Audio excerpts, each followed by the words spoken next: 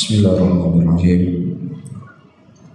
Assalamualaikum warahmatullahi wabarakatuh. Alhamdulillah. Alhamdulillah hamdan katsiran thayyiban mubarakan fi mubarakan alaih kama yuhibbu rabbuna wa yarda.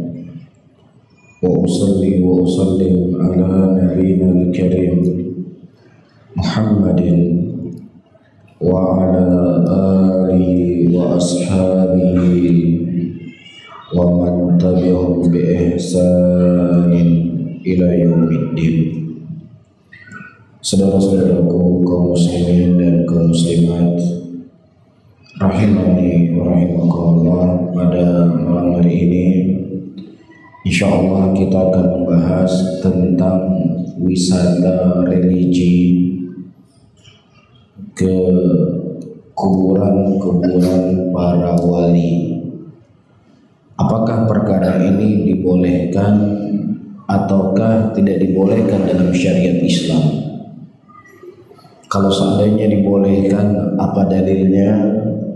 Dan kalau seandainya tidak dibolehkan, apa pula dalilnya?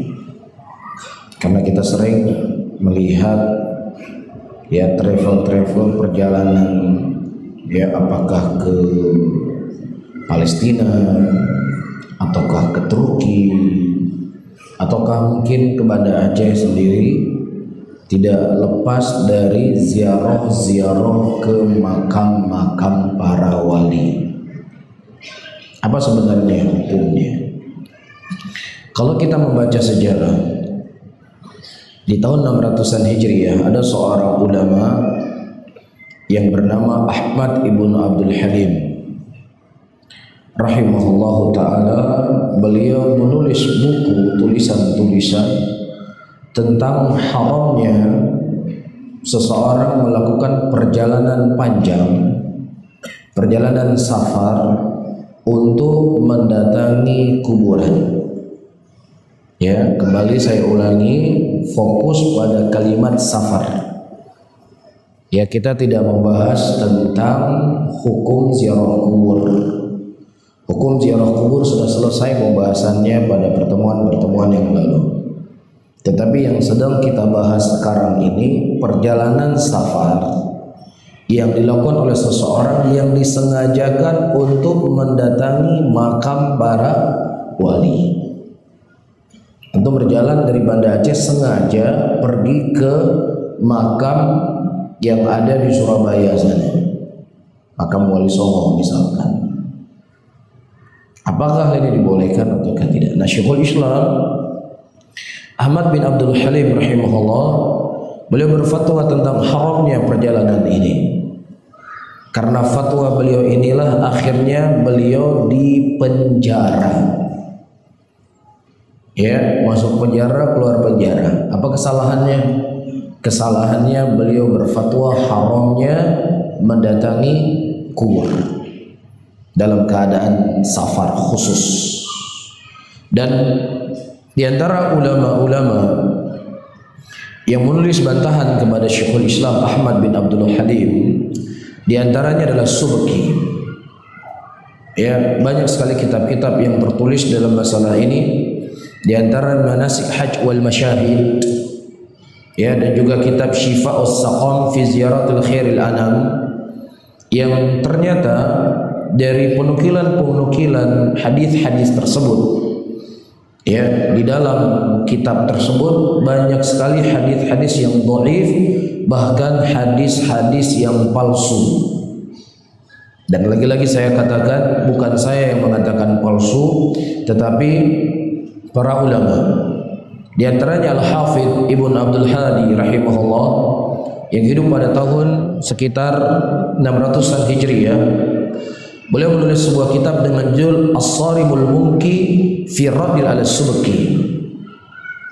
Ya, sebuah kitab dengan judul As-Sarimul Munki yang isinya adalah bantahan kepada Subki yang dia Subki membolehkan ziarah kepada makam-makam para wali dengan jarak safar. Dari hadis-hadis yang disebutkan dalam kitab tersebut. Ya.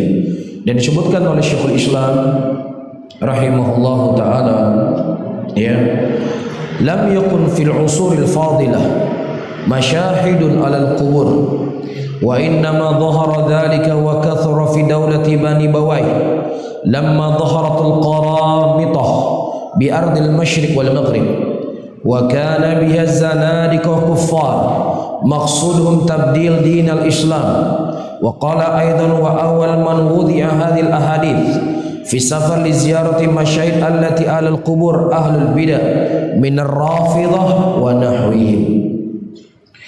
Ya, dan ini sebagaimana disebutkan dalam fatwa beliau di jilid yang ke-27 di halaman 191. Kata beliau, tidak pernah terjadi di qurun al-mufaddalah, di zamannya tabi'in, di zamannya tabi'ut tabi'in, dan juga di zaman sahabat Rasulullah SAW, kebiasaan orang-orang yang sengaja melakukan perjalanan safar untuk mendatangi kubur-kubur. Tidak pernah terjadi. Nah, kapan sejarahnya terjadinya ini? Wa inna ma dhuhira dzalik, dan mulai nampak, ya, dan banyak pada daulah Bani Bawai ketika muncul kelompok Al-Qaramitah. Kelompok Qaramitah adalah salah satu sekte dari Syiah Rafidhah, ya, sekte batiniyah. Jadi amalan itu tidak perlu ada amalan-amalan yang bentuknya amaliyah, fisik. Jadi kalau sholat cukup kita ingat Allah, sudah sholat. Kalau haji nggak perlu kita berangkat ke Mekah, cukup dengan kita mendatangi para wali, mendatangi para syuyukh, sudah, itu sudah dianggap sebagai haji. Jadi mereka menghilangkan segala amalan-amalan jawarih yang itu semuanya kembali kepada hati. Ketika seorang sudah mengingat Allah, ya sudah, kamu sudah sholat. Jelas ya? Iya. Di negeri Masyriq dan Maghrib pada waktu itu. Dan kebanyakan mereka adalah zindiq dan kuffar. Dan maksud mereka ingin mengubah agama Allah Subhanahu wa taala. Dan juga disebutkan oleh beliau, orang yang pertama kali membuat hadis-hadis palsu tentang ziarah kepada tempat-tempat keramat atau kepada kubur-kubur adalah kalangan ahlul bidah dari Rafidhah, dari Syiah Rafidhah. Oleh karena itu tidak aneh, saudara-saudara kaum muslimin dan muslimat yang dirahmati oleh Allah, ya, yang tersebar di tengah-tengah muslimin, bagaimana hulunya orang-orang Syiah ketika mereka mendatangi kuburan wali-wali mereka. Ya, mereka mendatangi kuburan-kuburan keramat mereka bukan dengan menaiki kendaraan dalam jarak safar, bukan pula dengan jalan kaki, tetapi mereka merangkak dengan badan mereka. Dia merangkak dengan badannya. Perjalanan jauh, perjalanan safar, sebagai bentuk pengagungan, ta'zim mereka kepada wali-wali mereka. Ini sifat ghulu, sifat melampaui batas, yang Rasulullah SAW sebagai manusia yang paling mulia saja tidak boleh seseorang berjalan di depan Rasul dalam keadaan apa? Menundukkan badannya, apalagi sampai merangkak. Ya, dan ini merupakan kebiasaannya orang-orang jahiliyah. Ini kebiasaannya orang-orang kufar. Ya, diceritakan oleh seorang alim dari ulama Islam. Pada waktu itu dia bertemu dengan seorang raja, Raja Rum dan Persia. Dan orang-orang Rum dan Persia, orang-orang kafir ini, jangan ragu ya, bilang apa? Kafir. Perlu ragu enggak? Enggak perlu ragu. Yang mengatakan kafir Allah, yang mengatakan kafir Rasulullah SAW. Apa yang membuat kita ragu? Lu'inal ladzina kafaru min bani Israel.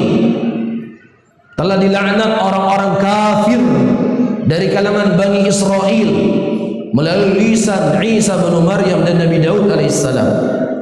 Dan juga Allah mengatakan innal ladzina kafaru min ahlil kitab wal musyrikin fi nari jahannam khalidina fiha ulaika hum syarrul bariyah. Sesungguhnya orang-orang kafir dari kalangan ahlul kitab dan juga dari kalangan musyrikin, mereka berada dalam neraka selama-lamanya dan mereka sejelek-jelek makhluk di sisi Allah Subhanahu wa taala.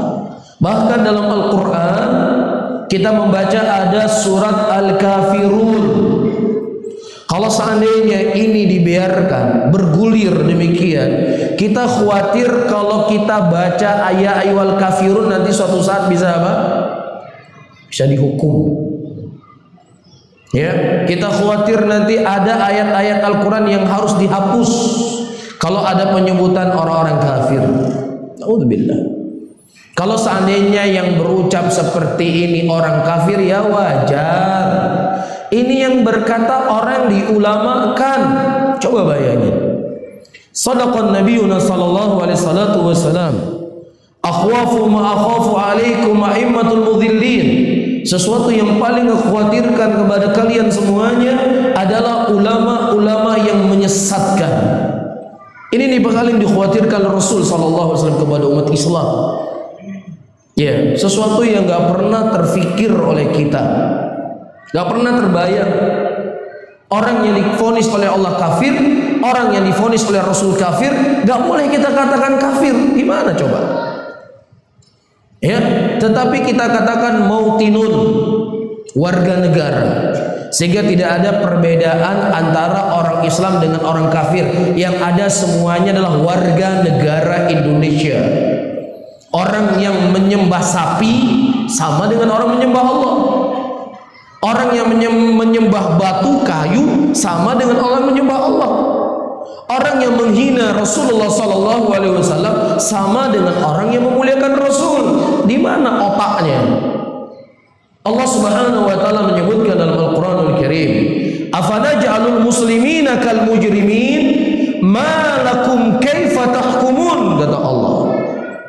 Apakah kamu ingin menyamakan? Apakah kita ingin menyamakan antara orang-orang mujrim dengan orang-orang mukminin? Enggak sama.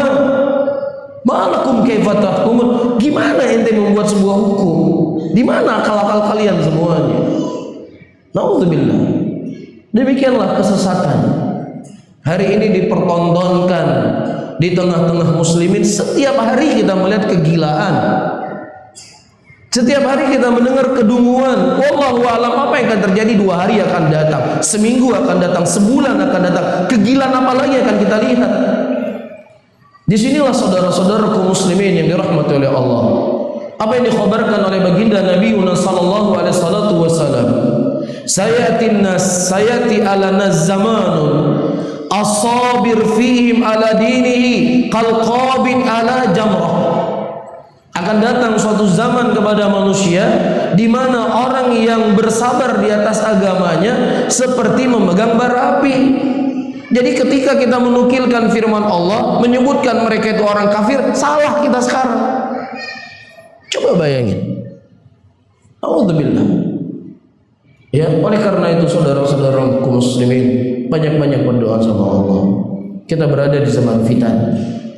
Banyak-banyak berdoa dan memohon kepada Allah agar Allah Subhanahu wa taala bisa matikan kita di atas Islam, bisa kita dimatikan di atas sunnah Rasulullah sallallahu alaihi wasallam. Kan enggak ada yang bisa selamat dengan hal yang seperti ini.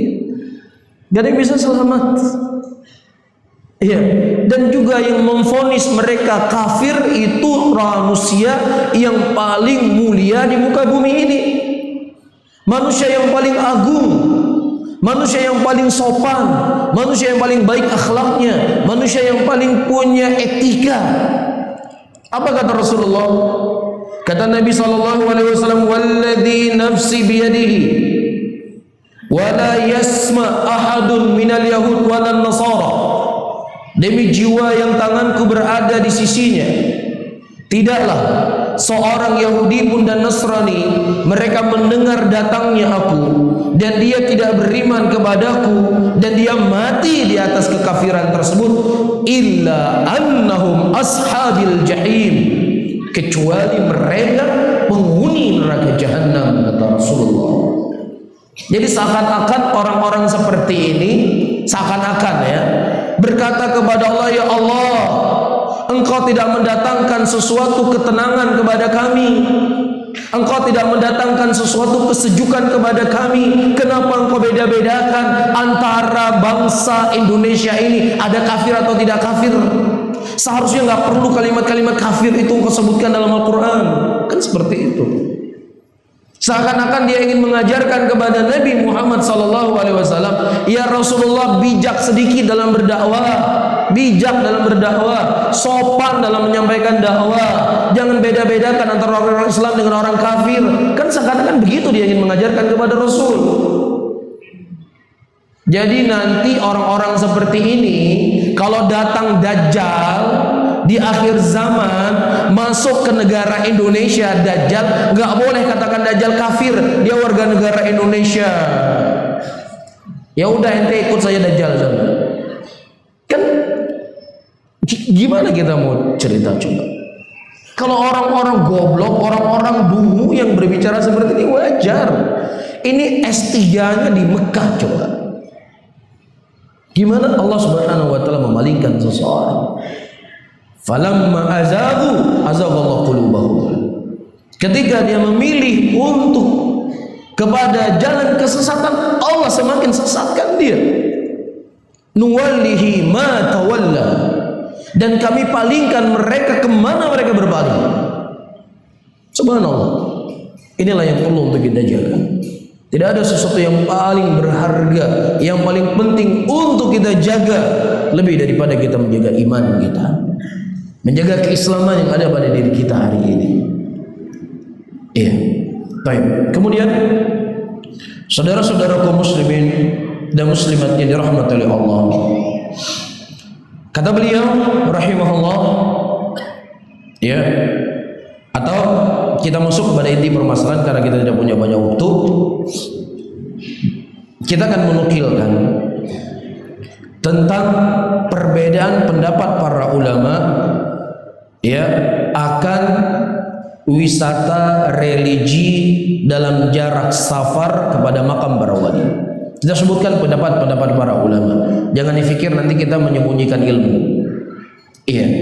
Di sini terjadi dua pendapat di kalangan para ulama dalam masalah ini. Yang pertama, dhahaba ta'ifatun minal mutaakhirin minal Hanafiyah wal Malikiyah wal Syafi'iyah wal Hanabilah ila jawazi safar li ziyaratil qubur, bal dzukira ta'ifatun minhum anna safar li ajli dzalik qurbatun mustahabbatun. Iya. Pertama, telah pendapat sebagian ulama dari kalangan mutaakhirin, ulama-ulama yang datang belakangan dari kalangan Hanafiyah, dan juga dari pendapat Al-Malikiyah, dan juga pendapat Syafi'iyah, dan juga pendapat Hanabilah. Mereka mengatakan bolehnya seseorang melakukan perjalanan safar untuk ziarah kepada kuburan. Bahkan disebutkan dari sebagian mereka, safar untuk mendatangi kuburan itu perkara yang disunnahkan. Perkara yang disunnahkan. Pendapat siapa ini? Mutaakhirin, ya, kalangan ulama yang datang terakhir dari kalangan madhab Syafi'iyah, dari madhab Malikiyah, dari madhab Hanafiyah, dan juga dari madhab Hanabilah. Dan Anda tidak boleh mengatakan ini ijma' dalam 4 madhab. Tetapi bahasanya apa? Dari ulama-ulama yang intima kepada madhab ini, dari ulama mutaakhirinnya, bukan ulama mutaqaddiminnya. Ya, dari orang yang bermadhab Syafi'iyah, orang yang bermadhab Malikiyah, dan bermadhab Hanabilah, dan bermadhab Hanafiyah. Mereka mengatakan sunnah melakukan perjalanan safar untuk mendatangi kuburan. Iya, al-ibrah laisa mimman qad, al-ibrah, ya, al-ibrah itu bukan dilihat siapa yang berucap, tapi yang ibrah apa pegangan dan dalil dalam sebuah masalah. Iya. Yang pertama dalil mereka, istadala ashabu hadzal qaul bi adillatin fadl ziyaratul kubur. Mereka berdalilkan hadis-hadis yang datang dari Nabi kita sallallahu alaihi wasallam tentang kemuliaan ziarah kubur. Iya, misalnya Rasulullah mengatakan, kuntu nahaitukum an ziyaratul kubur fazura'an. Dulu aku melarang kalian untuk ziarah kubur, maka datangilah sekarang. Iya, dan juga Rasulullah mengatakan zurul kubur fa inna ziyaratul kubur yudzakkirukumul maut. datangilah oleh kalian kubur, karena dengan kalian mendatangi kubur akan mengingatkan kalian kepada kematian, akan mengingatkan kalian kepada kampung akhirat. Nah, hadis-hadis yang sahih ini dijadikan oleh mereka, ya, ini ziarah yang mutlak. Apakah ziarah yang itu bentuknya safar ataukah ziarah yang itu bentuknya bukan safar? Jelas ya? Saya ulangi kembali, mereka memahami hadis-hadis tentang kemuliaan ziarah kubur itu dibawa kepada safar dan kepada bukan safar. Iya. Maka kita menjawab pendalilan ini. Bi anna hunaka farqan baina mas'alati ziyaratil qubur wa mas'alati safar min ajli ziyarah. Ya, di sana ada perbedaan di antara ziarah kubur yang itu bukan safar dengan ziarah kubur yang mereka melakukan dengan jarak safar. Ada perbedaan di sini. Fahadil masalatin ukhra. Fahadi masalatul ukhra. Adapun sengaja berziarah kubur dalam jarak safar, ini masalah yang lainnya. Kenapa? Li'anna safara li ajli ziyarah ibadatun zaidah. Dikarenakan seseorang melakukan perjalanan safar sengaja untuk menziarah kubur, ini ada ibadah tambahan. Ada ibadah tambahan. Wa hadhil adillah allati fi fadl ziyarah la tadullu 'alaiha. Adapun hadis-hadis yang datang kepada kita dari keutamaan ziarah kubur tidak sama sekali menunjukkan di situ apa? Sengaja untuk melakukan perjalanan safar. Ya, walaysa fiha al-amru fi safar ilal kubur, dan juga tidak ada penyebutan perintah untuk kita melakukan perjalanan safar. Bal qad jaa fi syariah ma yadullu ala nahi ma'anis safar li ajli ziyaratil kubur. Bahkan justru kita mendapatkan datang hadis-hadis yang dilarang oleh Nabi SAW untuk kita melakukan perjalanan safar mendatangi kuburan. Nah, ini akan kita baca nanti hadis-hadisnya. Hadis-hadis tentang larangan Nabi SAW melakukan perjalanan jauh untuk mendatangi kuburan, kita akan bacakan hadis-hadisnya. Iya, ini dalil pertama mereka. Dalil yang kedua, istadalu bi hadis Ibnu Umar. Mereka berdalilkan dengan hadis Ibnu Umar, kana Nabi sallallahu alaihi wasallam ya'ti Quba raqiban wa masyian wa zada fadurwa fayusalli fi rak'atain. Nabi sallallahu alaihi wasallam beliau mendatangi Masjid Quba dalam keadaan beliau berkendaraan dan juga dalam keadaan beliau berjalan kaki. Dalam riwayat yang lain disebutkan Rasulullah sallallahu alaihi wasallam salat 2 rakaat di Masjid Quba tersebut. Ya, ini dalil yang dijadikan, ya, ini dalil yang dijadikan oleh mereka bolehnya seseorang mendatangi kuburan. Buktinya Rasulullah sallallahu alaihi wasallam sengaja mendatangi Masjid Quba. Coba bayangin. Ya, Rasulullah datang ke Masjid Quba dibawa kepada kuburan. Gimana coba? Iya, nanti akan kita sebutkan jawabannya. Dan Al-Imam Ibnu Qudamah rahimahullah, ya, beliau mengatakan jawaz ziyaratul mawadi al-fadilah min al-masajid wa ghairiha kal qubur wal masyahid wa adam hasr dzalika al-masjid thalatha. Ya, la'alla wajdilalah minhu. Ya, Ibnu Qudamah menyebutkan perkara tersebut dalam kitab beliau dan membolehkan ziarah kepada tempat-tempat yang mulia selain dari masjid ataukah selain dari masjid ataukah selain dari masjid seperti kuburan atau tempat-tempat yang lainnya, dan itu tidak dibatasi dengan hanya 3 masjid saja. Masjid Baitul Maqdis, Masjid Nabawi, dan juga apa? Masjid Haram Mekah. Buktinya apa? Buktinya Rasulullah SAW datangi Masjid Quba. Jelas ya? Jadi untuk seseorang melakukan perjalanan safar tidak hanya dikhususkan kepada 3 masjid ini saja. Apa dalilnya? Rasulullah mendatangi Masjid Quba. Iya, apa lafaz hadisnya? La yashaddur rihal illa fi thalathatil masajid. Tidak boleh seseorang melakukan perjalanan yang panjang yang dia khususkan kecuali boleh dia mendatangi 3 masjid saja. Dan sementara di sini Rasulullah mendatangi Masjid Quba. Iya, ini pendalilan mereka. Maka kita jawab, pertama, ziarahnya Nabi SAW ke Masjid Quba itu bukan jarak safar. Antara rumah beliau dengan Kuba itu hanya beberapa kilometer. Kalau kita naik mobil itu cuma 10 menit. Iya. Kalau kita naik taksi bayarnya cuma pulang pergi dari Masjid Nabawi ke Kuba cuma 20 real.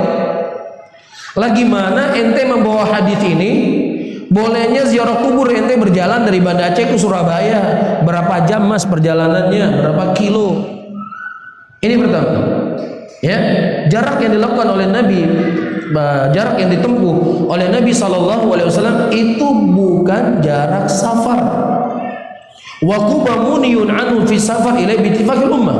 Tapi kalau seandainya seseorang mendatangi Masjid Kuba yang dia khususkan berjalan dari Banda Aceh, saya khususkan Masjid Kuba, bukan Masjid Nabawi, saya datang ke Madinah, maka ini perkara yang terlarang dengan ittifaq seluruh para ulama Islam. Mafhum?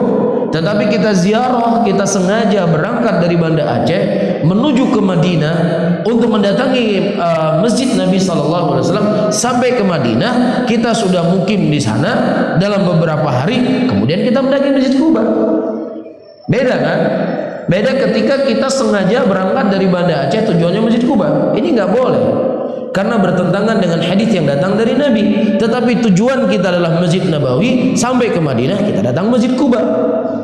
Karena Rasulullah SAW beliau mendatangi Masjid Kuba.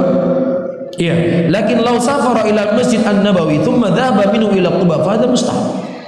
Ya, seseorang yang dia berniat khusus untuk mendatangi Masjid Nabawi, kemudian setelahnya dia mendatangi Kuba, maka ini disunahkan.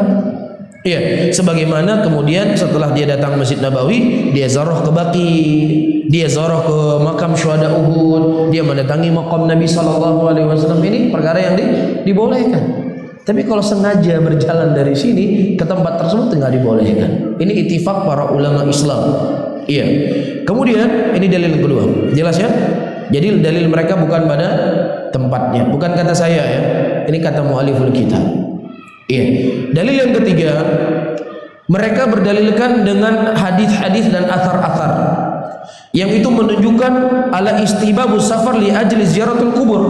Disunahkan untuk kita mendatangi kubur dalam jarak safar. Wa akthar ma dzakaru min al ahadits ya fi ziyaratul kubur Nabi sallallahu alaihi wasallam fa min dzalik. Dan kebanyakan hadis-hadis yang mereka sebutkan adalah ziarah kepada kubur Nabi sallallahu alaihi wasallam. Apa saja dalil yang mereka gunakan? Perhatikan baik-baik. Hadis yang dijadikan oleh mereka, bolehnya kita mendatangi makam-makam para wali dengan jarak safar. Di antaranya hadis yang dikeluarkan oleh Imam Daruqutni rahimahullah, dan juga disebutkan oleh Imam Baihaqi dalam kitab Syu'abul Iman, dan juga disebutkan oleh Uqaili dalam kitab Du'afaul Kabir. Disebutkan dalam hadis tersebut, man zara qabri wajabat lahu syafa'ati. Barang siapa yang seseorang mendatangi kuburanku, maka wajib bagi dia mendapatkan syafaat dariku. Dan Al-Imam Abdul Hadi rahimahullah dalam kitab Sharimul Mumki menyebutkan, wa hadza wa amsal hadits dzakaruha wa huwa ma hadzal hadits ghairu sahih la thabit. Hadis ini tidak sahih, bal haditsun munkar inda a'immatu hadzal sya'an.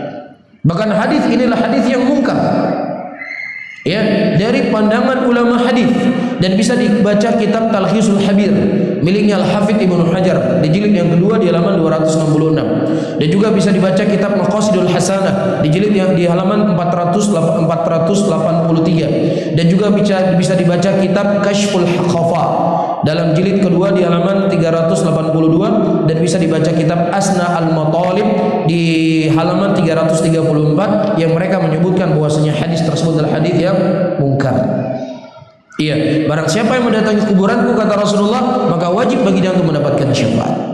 Nah, kalau seandainya hadis ini sahih, maka nanti akan kita baca. Apakah menunjukkan bolehnya kita mendatangi makam para wali dengan jarak safar? Iya, nanti akan disebutkan tadi.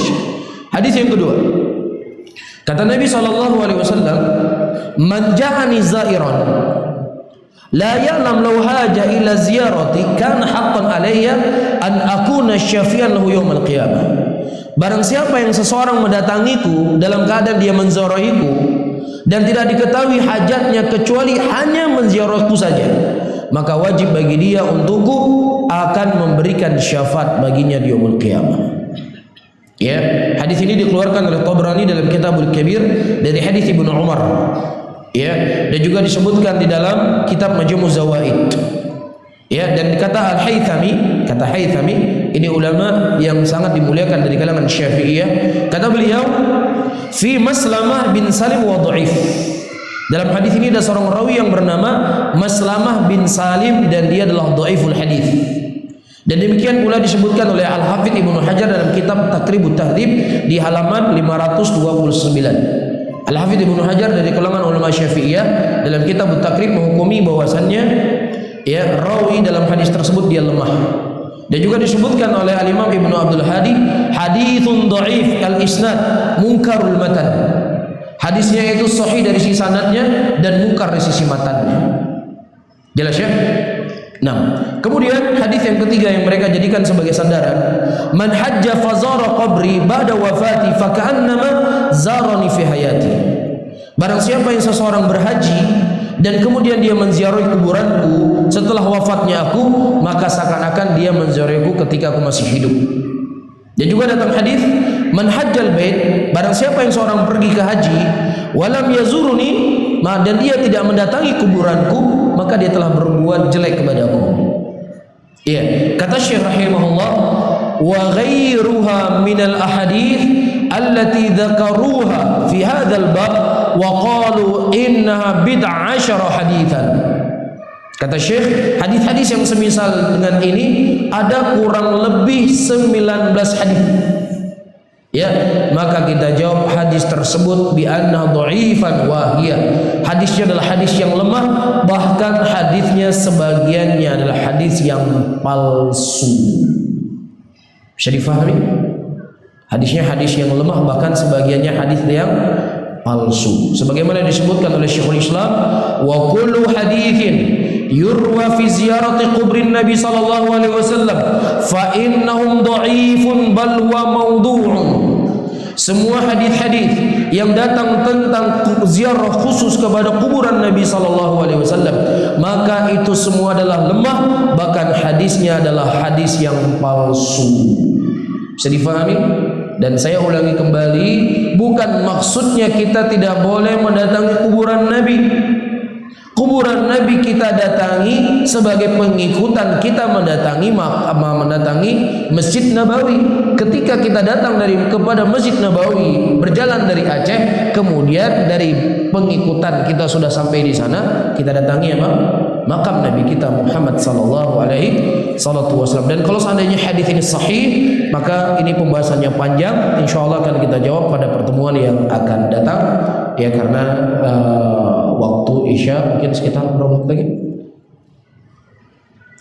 5 menit lagi. Taib. Nah, semoga Allah Subhanahu wa taala memberikan kemudahan bagi saya untuk menjawab pertanyaan di sini. Bagaimana tanggapannya dengan fenomena Ustadz gaul yang sering mengeluarkan pernyataan kontroversial? Masya Allah ya. Dari satu sisi kita diperhadapkan dengan hal yang saya sebutkan tadi. Dari satu sisi kita diperhadapkan oleh para ustadz-ustadz gaul yang ingin mengubah fungsi masjid agar kelihatan gaul dan keren.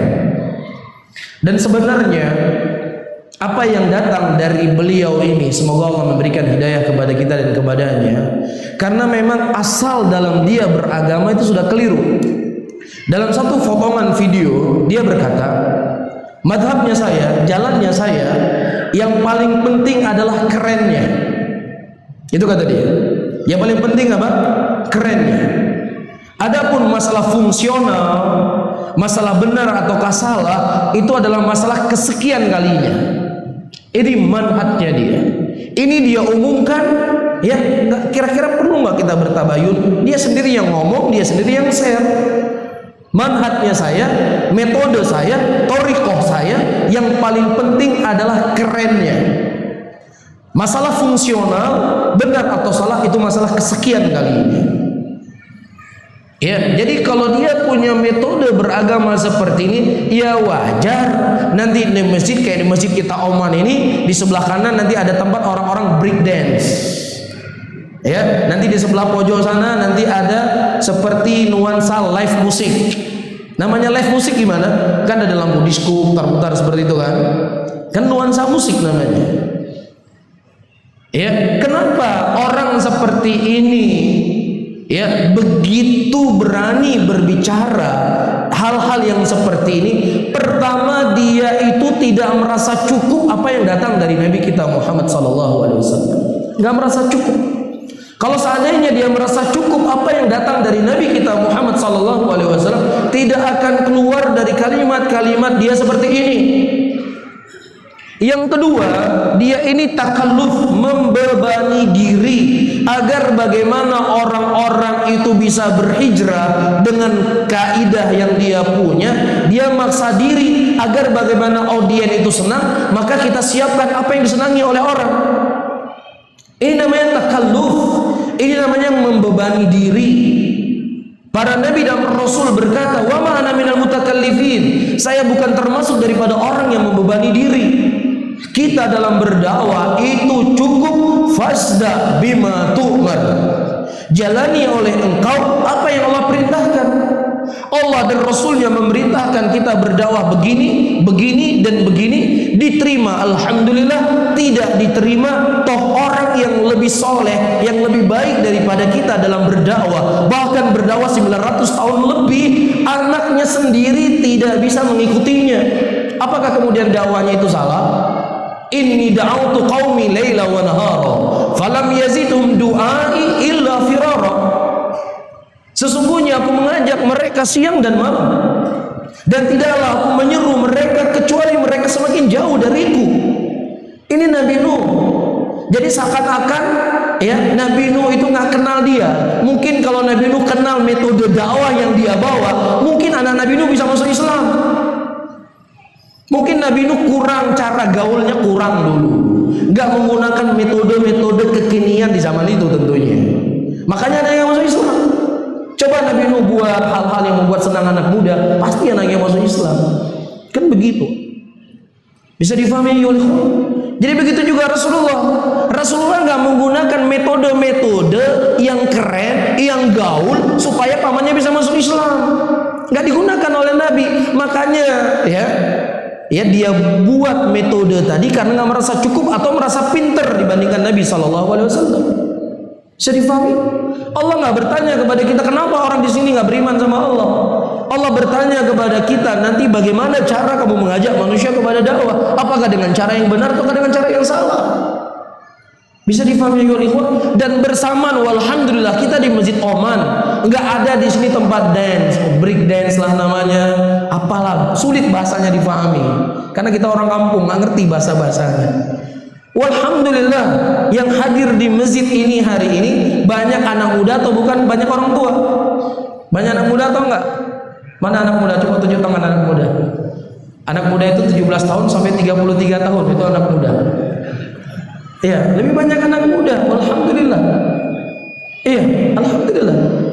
Yang hadir di pengajian kita juga bukan 1-2 orang. Alhamdulillah Allah Subhanahu wa taala bukakan hati mereka untuk bisa mengenal sunnah dengan cara sunnah tanpa ada gaul-gaulan. Ya, tanpa ada gaul-gaulan. Bisa difahami ya? Jadi karena keterbatasan waktu, banyak hal yang ingin kita sampaikan. Cuma ingin saya pertegaskan kembali, dia ini memang punya metode sendiri dalam berdakwah. Apa metodenya? Yang paling penting buat saya adalah kerennya. Adapun fungsional, benar dan salah itu ke nomor sekian kalinya. Jadi nggak pernah akan bisa nyambung dengan kita. Kalau kita dalam berdakwah yang paling pentingnya sesuai dengan Al-Quran ataukah Sunnah. Itu pertamanya. Nah, kul hadi sabili adu ilallah ala basiratin ana wa man ittaba'ani wa subhanallahi wa ma ana minal musyrikin. Ini prinsip dakwah kita. Allah mengatakan kul hadi sabili, katakanlah ya Muhammad sesungguhnya ini merupakan jalanku yang satu. Ad'u ilallah, aku mengajak manusia kepada Allah di jalan yang satu ini. Dan orang yang mengikutiku Berdakwah juga sama seperti dakwahku di atas basirah. Ya, dan aku termasuk daripada orang-orang yang muslimin. Ini prinsip dakwah kita. Jadi kalau prinsip dakwah dia gaul. Nah, ketika prinsip dakwah yang kita jalankan sesuai dengan Al-Quran dan Sunnah, ada gaul-gaulnya yang nggak menyelisih Al-Quran dan Sunnah, ya alhamdulillah bukan gaulnya Al-Quran dan Sunnahnya. Tapi kalau gaul-gaulnya menyelisih Al-Quran dan Sunnah, mohon maaf mas, Al-Quran dan Sunnah lebih kami cintai, karena Allah akan bertanya kepada kita nanti di yaumul qiyamah, madza ajabtum al-mursalin, apa yang telah kamu jawab dari seruan para rasul. Allah nggak bertanya ente dulu gaul-gaul nggak di dunia, nggak ada. Allah tanya kepada kita yang seperti itu. Bisa difahami ya ikhwan? Jelas? Sudah ada? Mungkin ini yang bisa saya sampaikan. Mudah-mudahan Allah Subhanahu wa taala menyelamatkan kita semuanya dari segala pintu-pintu yang mengarah kepada naudzubillah, ya, zaman fitan. Banyak-banyak berdoa sama Allah, banyak-banyak belajar untuk ilmu agama, dengannya insya Allah akan mudahkan Allah akan menyelamatkan kita. Saya akhiri, Allahumma shalli ala Muhammadin wa ala alihi wa ashabihi wa man tabi'ahum bi ihsanin ila yaumiddin. Wassalamualaikum warahmatullahi wabarakatuh.